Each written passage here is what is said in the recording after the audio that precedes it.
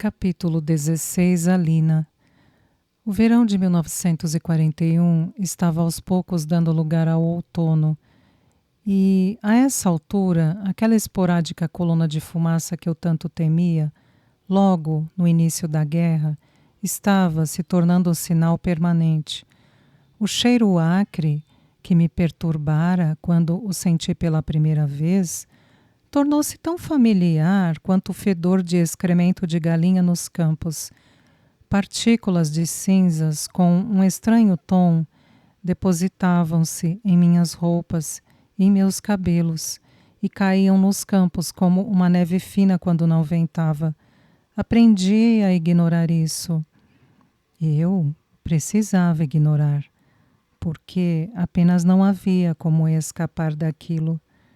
Thomas continuava vivendo desabrigado na floresta e com roupas um tanto finas, a ponto de me fazer tentar imaginar uma forma de conseguir levar escondido algumas peças dos meus irmãos antes que o tempo esfriasse ainda mais. Eu sabia que ele já passava frio. Vez ou outra ia encontrá-lo de manhã e o descobria cochilando em um tronco oco, porque agora precisava dormir aconchegado à noite. E seus lábios estavam azulados, e seu corpo inteiro tremendo. Você é amigo de Nadia Novak, não é? Perguntei-lhe certo dia, ele enrijeceu. Eu conheço Nadia, sim. Você não pode ficar com ela agora que caiu um pouco a temperatura? Ou mesmo se esconder com alguns de seus amigos judeus?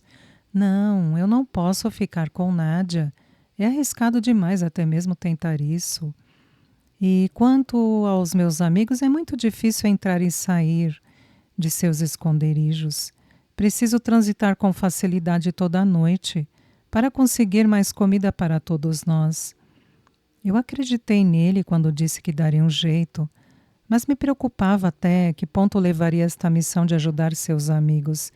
Eu agora compreendia que suas ações eram guiadas pela culpa que carregava por suas decisões em Varsóvia e estava com medo de quão longe isso levaria. Ele já havia realizado uma missão suicida e sobrevivera. Quanto tempo demoraria até que fizesse isso de novo? Certa manhã, eu caminhava para me encontrar com ele, tão perdida em pensamentos, assombrada pela questão, que fiquei descuidadamente alheia ao que estava à minha volta. Ouvi um movimento à frente e ergui o olhar. Vi-me olhando com foco nos olhos de um soldado parado a poucos metros de distância. Tamanho foi o meu sobressalto que deixei escapar um grito. O som agudo e penetrante ecoou por toda a floresta, e o soldado desceu seu rifle do ombro, apontando-o na direção do meu rosto. Por favor, balbuciei, a voz falhando, balançando a cabeça. Por favor, não! Ele vociferou para mim em alemão, mas não consegui entender o que dizia e o encarei confusa. Levantei as mãos sobre a cabeça caso houvesse me ordenado a fazê-lo, mas ele me lançou um olhar impaciente e, para minha surpresa, falou em polonês. O que você está fazendo aqui? Alina! Mamãe chamou atrás de mim, soando estranhamente exasperada. Vá mais devagar, menina! Mamãe! Murmurei. Tentei virar o rosto para avisá-la que não chegasse mais perto, mas não consegui desviar os olhos do soldado. E no fim não importava. Já era tarde demais para adverti-la. Sentia se aproximar de mim e ela cumprimentou o soldado. Bom dia, disse ela. Seu tom era casual e caloroso, como se não houvesse nada fora do comum na cena que acabara de presenciar. Lancei-lhe um olhar incrédulo. O que vocês estão fazendo nesta floresta, senhora? O soldado exigiu saber, desviando o rifle de mim para a mamãe e então tornando a apontá-lo na minha direção. Estamos seguindo a trilha, indo para a casa da minha família na cidade, explicou mamãe sem dificuldade alguma, acrescentando em seguida com um convincente tom de preocupação: Você está procurando alguém? Mais acima, na colina, vi outro soldado se aproximando e atrás dele um terceiro. Quando examinei o terreno ao meu redor, contei 6 homens, dispostos em formação, seus olhos fixos em mim e mamãe naquele momento. Gelei por completo e tive de me esforçar ao máximo para evitar olhar para o alto. E se Thomas estivesse bem acima de nós? E se tivesse outra vez adormecido ao relento? Só podia presumir que não possuía identificação e, além disso, bastaria baterem os olhos nele para saberem que estava se escondendo de alguma coisa. Ele não passava de um saco de pele e ossos unidos por trapos. Há judeus escondidos neste distrito, declarou o soldado. Estamos vasculhando a floresta à procura de fugitivos. Aqui? Mamãe perguntou, soando ligeiramente incrédula. Riu alto sem se segurar. Quem se esconderia neste pequeno trecho de floresta? Vocês vão achá-lo em um piscar de olhos, se houver alguém aqui. Ela apontou de maneira vaga para trás, em direção à nossa casa. Nós moramos a apenas algumas dezenas de metros daqui. Acredite em mim quando digo que não há ninguém nesta floresta. Eu saberia, se houvesse. Documentos, exigiu o soldado. E quando pensei que cairia morta de vez de tanto pavor, mamãe com calma enfiou a mão na blusa, deu um passo à frente e lhe entregou nossos documentos de identificação. Ele os examinou, assentiu com indiferença, devolveu de qualquer jeito os papéis e fez sinal, com seu rifle, para que continuássemos pela trilha. Mamãe retornou os documentos à blusa. Deslizou a mão pelo meu cotovelo e me conduziu, passando pelos soldados em direção ao topo da colina. Tentei virar a cabeça na direção deles para ver o que estava acontecendo, mas ela me sacudiu com força e murmurou dura: Olhe para a frente, Alina! Havia vários caminhões nazistas estacionados na base da colina, do lado de Tcherbínia, no espaço onde a grama era alta.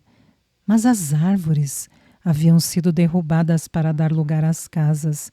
Mamãe e eu passamos direto por aqueles caminhões vazios. Meu braço preso com firmeza por seu cotovelo. Caminhamos os quarteirões restantes até a casa de Truda em um silêncio severo e horrível. Quando Truda abriu a porta, enfim comecei a chorar. Pegue um pouco de chá para ela. Mamãe suspirou e me encarou fixamente. Alina, minha querida, tenho sido paciente com você além da conta, mas está mais do que na hora de me contar a verdade. Emília veio pulando pelo corredor, sua voz alegre ao gritar. Alina, até que enfim você veio à minha casa para variar. Seu rostinho foi tomado pelo desânimo quando viu minhas lágrimas. Ah, não, o que foi? Está tudo bem, disse. Tentei fixar um sorriso no rosto, mas não conseguia conter os soluços. E Truda me encarou feio e mandou Emília sair para brincar. Mamãe e eu sentamos lado a lado na mesa da cozinha de Truda. Truda preparou chá para nós, depois saiu para ver Emília e durante todo esse tempo chorei e evitei olhar de mamãe. Eu estava em tamanho pânico que não conseguia aclarar meus pensamentos. Se tivesse ido até a colina, 2 minutos antes, poderíamos estar sentados juntos quando os soldados chegaram. E eu soube que nunca mais poderíamos arriscar nos encontrarmos assim de novo, mesmo se os soldados não tivessem encontrado Thomas em sua busca. Depois de alguns minutos, quando meus soluços ainda nem tinham começado a diminuir, mamãe suspirou profundamente. Pare de exagerar, Alina. Não precisa fazer tanto drama. Foi o susto, respondi de maneira pouco convincente. Mamãe revirou os olhos para mim. Eu descobri o seu segredo, revelou. Sua declaração tornou uma situação já terrível inesperadamente complicada. Porque será que ela realmente sabia do meu segredo ou apenas achava que sabia? E se pensasse que meu segredo, entre aspas, era outra coisa? Eu também não queria irritá-la, porque minha mãe era uma mulher intimidadora e alguém que não gostaria de contrariar. Ponderei, sobretudo, o mais rápido que pude, então voltei a olhar para o meu chá. Eu não entendi o que você quis dizer, mamãe. Sussurrei o mais inocentemente que pude, visto que tivera uma nova descarga de adrenalina, e meu coração voltara a martelar, mas então ela desferiu um tapa na minha nuca e murmurou baixinho algo que se parecia muito com "Eu não sou idiota". Quando ele voltou, perguntou de modo categórico. Meu coração batia tão forte contra meu peito que eu tinha certeza de que ela podia ouvi-lo. Eu, Alina, Thomas retornou e está se escondendo, estou certa? Oração pelo país em guerra, zombou. Eu a encarei chocada, mas em seguida ela riu. Mesmo se já não tivéssemos suspeitado, logo descobriríamos, quando você insistiu em ir para a colina quando estava chovendo.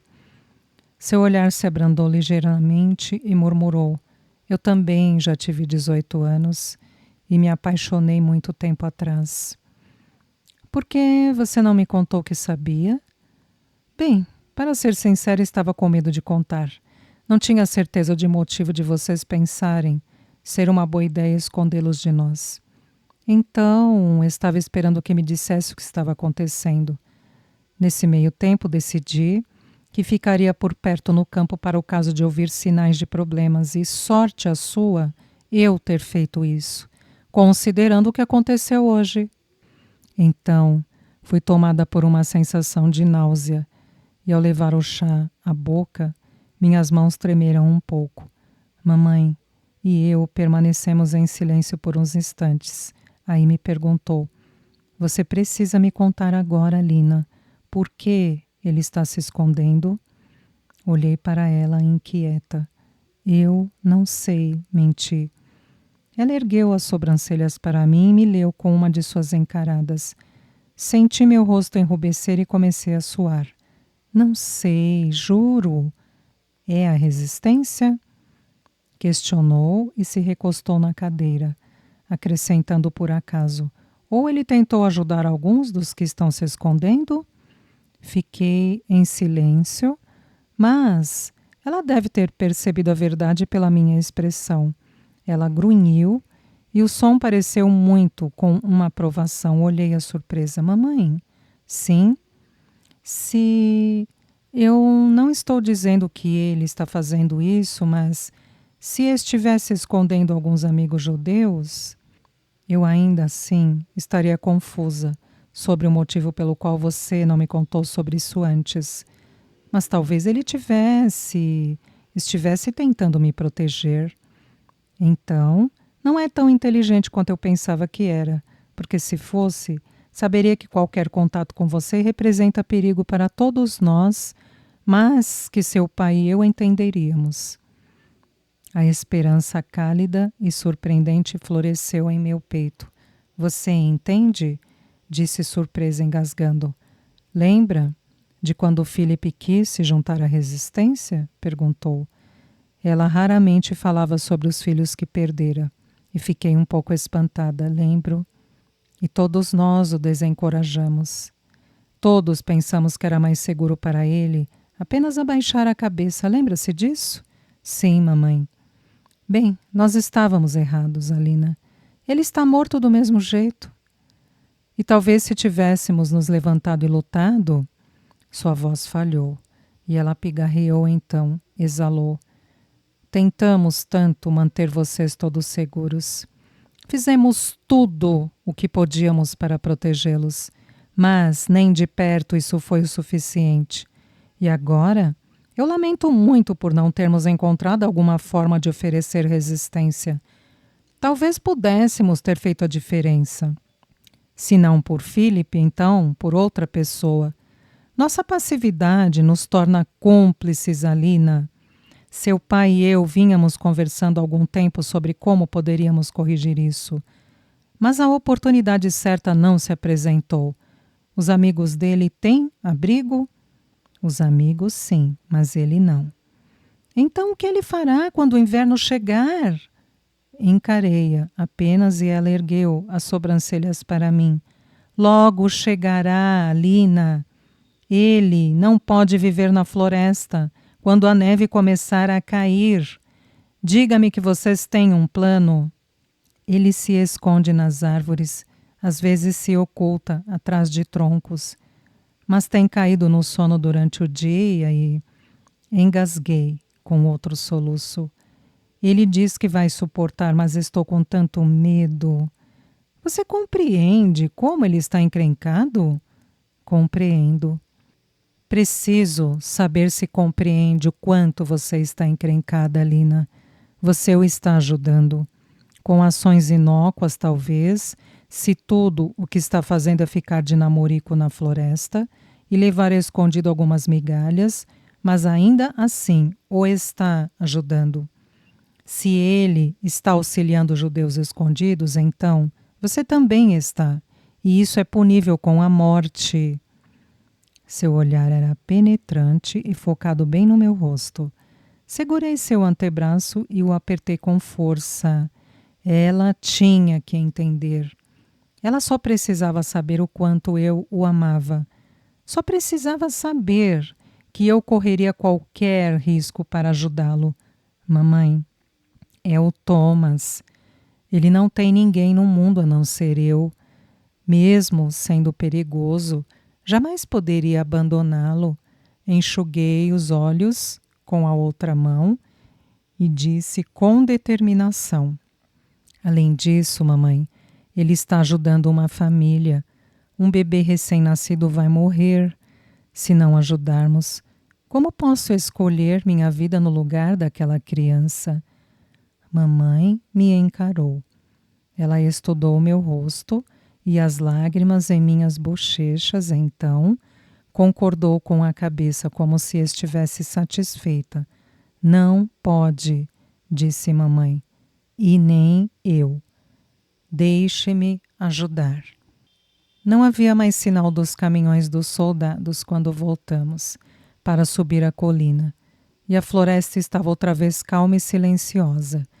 Examinei em desespero as copas das árvores, mas também não encontrei vestígio algum de Thomas. Tentei me convencer de que ele havia permanecido nas árvores, ou se escondido em um tronco oco e sobrevivido à busca, mas não tinha como saber o que havia acontecido. Você acha que eu já poderia chamá-lo? Perguntei para a mamãe. Ela fez que não com a cabeça. Tenho algo a lhe mostrar. Volte para casa por algumas horas e você poderá procurá-lo mais tarde. Papai veio nos receber à porta de casa, com os olhos cheios de preocupação. Onde vocês estiveram esse tempo todo? Mamãe passou direto por ele e anunciou. Alina precisa daquela ajuda que conversamos. Fique de olho na estrada e na floresta, há soldados por aí. Meu pai assentiu bruscamente e se posicionou na janela da cozinha. Mamãe atravessou a sala e arrastou nossa mesa para longe do pesado tapete sobre o qual ela repousava.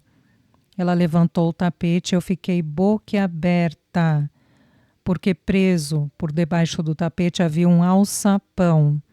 Quando mamãe dobrou o tapete sobre si mesmo, abriu uma porta tosca em nosso chão e revelou a entrada para um espaço abaixo de nossa casa. Mamãe, arfei. Quieta, ela disse sem paciência, as coisas são como são. Era um segundo porão, aparentemente um local de armazenamento menor, do que o grande que tínhamos embaixo do celeiro. Era um porão do qual eu nunca soubera da existência em todos os meus anos morando ali, naquela mesma casa. Suponho que teria notado alguns desníveis no chão se tivesse andado sobre o tapete, mas eu nunca o fiz porque, que me conheço por gente, a mesa sempre esteve naquele mesmo lugar, bem em cima dele. Eu caminhei até a beirada para espiar o interior. Havia uma escada e, embora estivesse curiosa para saber o que poderia haver lá embaixo, a escuridão parecia absolutamente sufocante e eu não tinha intenção de descer para descobrir. Mamãe voltou para a cozinha e acendeu a pequena lamparina a óleo que ficava sobre a bancada e o passou para mim. Eu a segurei em silêncio quando ela descia os degraus. Então, estendeu o braço para cima, indicando-me que eu a passasse para ela. Venha, disse. Mas ela suspendeu a luz ao seu redor para me mostrar que o espaço era maior do que parecia à primeira vista. E seu olhar foi ficando impaciente. Alina, a escuridão ainda a assusta? Você não pensa duas vezes em correr o risco de morrer nas mãos dos nazistas por ajudar seu namorado fora da lei, mas descer uma escada faz tremer? Que maluquice, menina! Então eu a segui escada abaixo, adentrando a escuridão. O ar ali embaixo parecia denso, mesmo com o alçapão aberto e apesar da lamparina acesa. Eu não tinha certeza se conseguiria sobreviver 2 minutos naquele lugar. Mas assim que meus pés tocaram o chão, vi a comida. Havia dezenas de potes de conserva e um estoque de batatas, além de vários sacos de farinha e açúcar. Uma cesta de ovos jazia no chão. Era mais provisão do que nós 3 comeríamos em meses, pelo ritmo que vínhamos racionando. Dezenas e dezenas de porções escondidas para nossa utilização. Cada uma delas uma garantia de morte para os meus pais, caso os nazistas encontrassem aquele lugar. Como você escondeu isso de nós? Perguntei-lhe embasbacada. Começamos a estocar muito antes da guerra. Ao primeiro sinal de problema nos jornais, transferimos tudo o que tínhamos para este espaço no dia em que os invasores mataram o prefeito e Alexei. E desde então vínhamos aumentando quando podíamos, apenas para o caso de as coisas piorarem. Só descíamos aqui no meio da noite, quando tínhamos certeza de que você estava dormindo. Contou e então riu de leve. Foi assim que pegamos você, rezando entre aspas, na janela alguns meses atrás. Seu pai estava esperando para estocar alguns ovos aqui embaixo e levar um pouco de geleia lá para cima. Foi quando ouviu você falando. Ela inclinou a cabeça para mim. Você estava conversando com Thomas naquela noite, não estava? Assenti suspirando. Ele tinha acabado de voltar naquela ocasião. Assimilei aquilo e olhei em volta mais uma vez. Encarei novamente mamãe, incerta. Por que você nunca me contou sobre isso? É responsabilidade dos pais sustentar seus filhos. E aconteceu de termos uma forma de fazer isso. Respondeu com tranquilidade. Você não precisava saber. Não é como se tivéssemos escondido o porão de propósito. Nos primeiros anos não lhes contamos sobre esse lugar, porque sabíamos que vocês, crianças, fariam travessuras se soubessem. E nunca tivemos a intenção de destiná-lo para tal uso. Foi sorte, não estratégia. Um mero resquício de antes de seu avô construir o porão maior com o novo celeiro. Mamãe pousou a mão no meu ombro bem devagar. Talvez ele possa ser útil para Thomas. Não tem aquecimento, mas nunca fica frio a esse ponto aqui embaixo. Podemos fornecer-lhe esta lamparina. Não podemos gastar muito óleo, veja bem, mas talvez o suficiente para quando for necessário. E tenho guardado a comida estritamente até que precise ser usada. Mas com os meninos mortos e sendo tão difícil levar suprimentos para a Truda e Emília agora, eu simplesmente acho mesmo que não conseguiríamos consumir tudo a tempo. Deixar desperdiçar comida em tempos tão difíceis é um verdadeiro crime. Ela fez uma pausa e disse com um encolher de ombros: seu pai e eu ficaremos muito satisfeitos se Thomas puder distribuir esta comida para seus amigos judeus. Temos procurado por uma forma de ajudar. Mamãe, sussurrei, eles matariam vocês se encontrassem isso. Bem, Alina, disse sem rodeios, há uma boa chance de que se encontrarem Thomas e descobrirem que você o ajudou, matem você também. Todos nós assumimos os riscos com que podemos lidar na guerra. O que o papai sabe? Perguntei, olhando bem nervosa para o alçapão. Ele sabe o mesmo que eu.